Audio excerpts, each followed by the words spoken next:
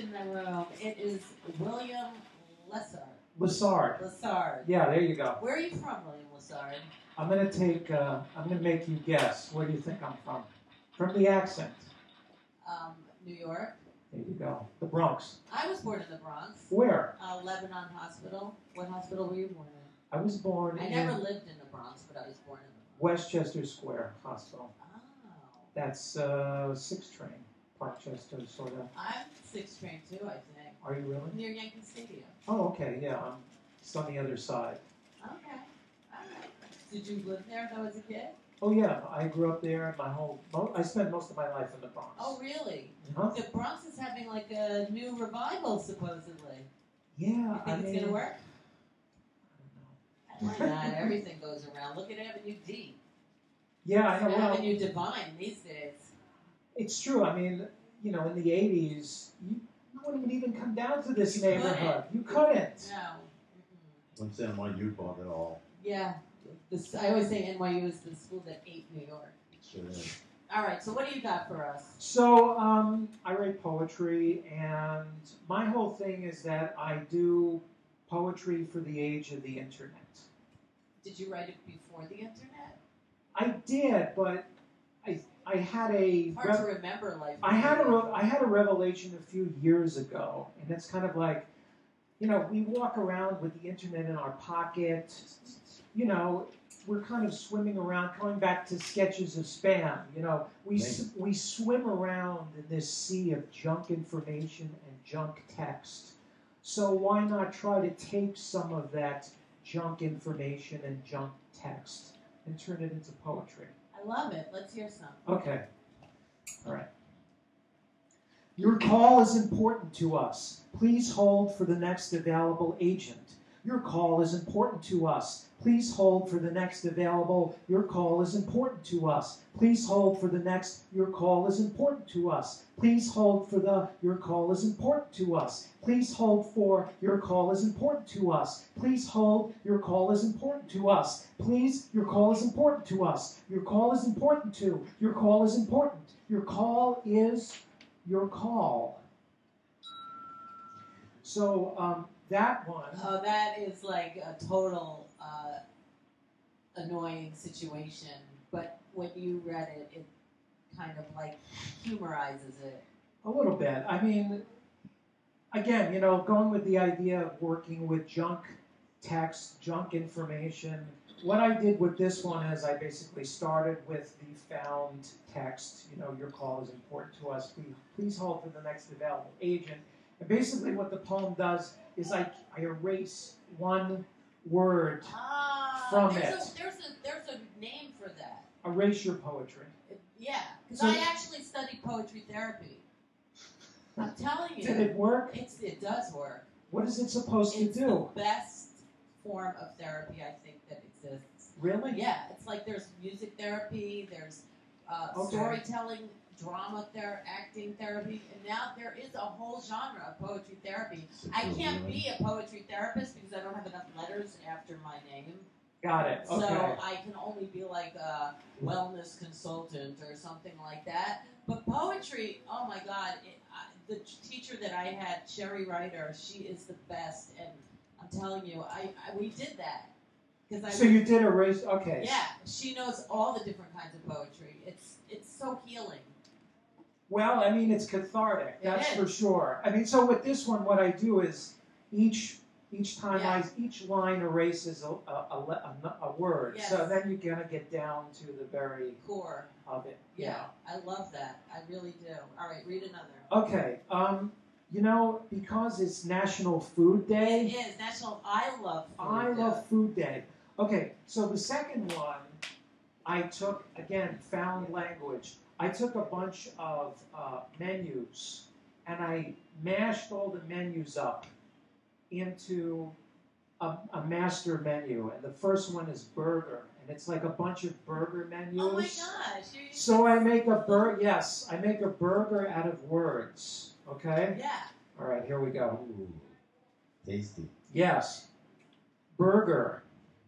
Burger with cheese, lettuce. Burger with double layer of burger with special sauce on burger with thick-cut applewood smoked burger with sear-sizzled, 100% pure burger with melty American cheese, minced onions, mingled with fried egg, burger with bacon stacked a mile high, kale, wasabi, burger with half-pound charbroiled pickles, wild boar mustard, elk mayonnaise, bison ketchup, seared sushi grade, aged cheddar miso, burger with more of the fresh premium toppings you burger with. Wow. So which one would you eat? Is that elk mustard? Elk mayonnaise. Ooh. I I get don't lots. like mayonnaise. I but get a like lot elk of mayonnaise. requests for the elk It mayonnaise. sounds like the Flintstones. It sounds like falling asleep drunk in front of the TV. That's what it sounds like to me. And it's kind of like, Have you ever done that? yeah, who hasn't done that? Every night. I'd like to read another one, Okay. and this is more food. I like your poetry, William. Thank you. So this one is a bunch of like imaginary pizzas. Okay, so that was a burger. You Now don't we look got, like you eat that much. no, well, I mean this is kind of like I write about it, so I don't eat this stuff. Oh, is that the trick? That's the trick. Oh, so that should be like the new fad? Write about it, don't eat it. Oh, man. Okay, pizza. Passive-aggressive Pacific veggie pizza with Memphis barbecue chicken, $15.95. Middle East peace pizza with brisket and tabbouleh, $15.95. New York style shouting at you from a moving taxi pizza with pastrami, garlic bagel chips, and fried rice, $19.95. Arrested adolescent pizza with peanut butter and jelly with glazed Pop-Tart crust, $24.95. Denver Delight Pizza with strawberry hydroponic and drizzled Doritos, $42.95. White Entitlement Pizza with mozzarella, Swiss, Gouda, white cheddar, and white American, served on a Wonder Bread crust, $15.95. Happy Wife, Happy Life Pizza with one half topped with ham and pineapple and the other half topped with, I don't care, have whatever you want, $19.95. Sleeping on the Couch Tonight Pizza with heaps of pepperoni, sausage, beef, hickory smoked bacon, ham, jalapeno, onion, kimchi, served on a burning ocean of sriracha tomato sauce, extra cheese, $18.95. Crypto Carnivore Pizza with sausage, pepperoni, meatballs disguised as fennel, cucumber, Brussels sprouts, $22.95. Good Luck Paisan Pizza, formerly known as Drunkard's Pizza, with fried eggs, sushi, feta cheese, Irish bacon, hash browns, chili, random sauce, usually Worcestershire, and spaghetti, served only between 3 and 5 a.m., $26.95. Wow. Wow. I guess you need some Alka-Seltzer. Did you get those to go?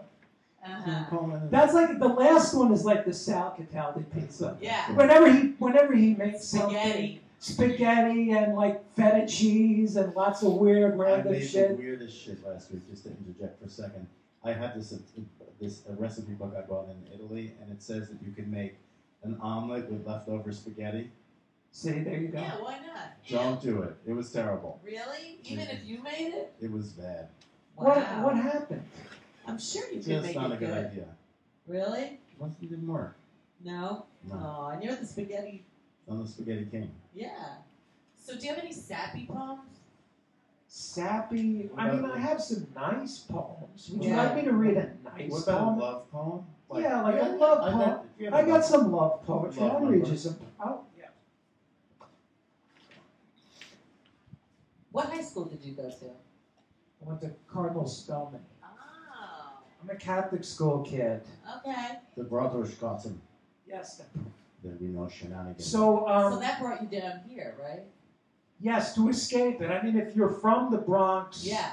coming down here is kind of like running away to sea. Yeah. Yeah. It's about as far as you get. Yeah, that's true. But I it's mean, a whole I'm not different from world. Ohio or something, so I come here. Exactly. When there was a here to get to, like, what do you do now?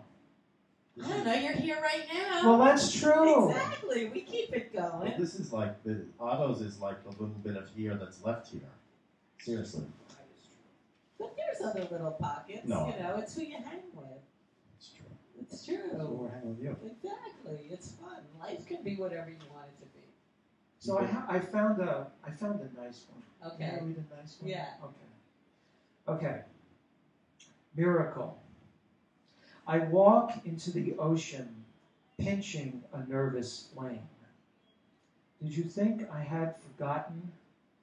This life around us made of foam. The whisper of lover in seashell. Every breath a kiss. We needn't wait for anything else. The sky above isn't angry at us. It's the ocean we need to watch. Last match on this side of the wave. Last match before I drown in air, my darling. Wow. So, like, when you write poems, do you edit them a lot, or did they just, like, channel through you? I used to obsess and obsess and obsess and obsess about a little line, this comma, this word, this line, and you end up like not getting anywhere with that poetry therapy doesn't do that. Yeah, I mean the thing is that you have to train yourself to sit down and complete a poem, or at least a draft of a poem every time, and you have to try to write as often as you can. It's like Do you write every day? I try to. Yeah. And that's the only way to get stuff done. Yeah. And you have to figure out a way to give yourself the mental space to do it. Like, I have a very frustrating job, and then... This is your release. Well, yeah, then I go for a run after dinner, and then I come back and I'm all clear. And then I write something. I forget about all my frustrations, and I'm very relaxed. Well, can people find your poetry anywhere? Just Google my name, William Lessard. I've been in McSweeney's. I've been in Thought Catalog.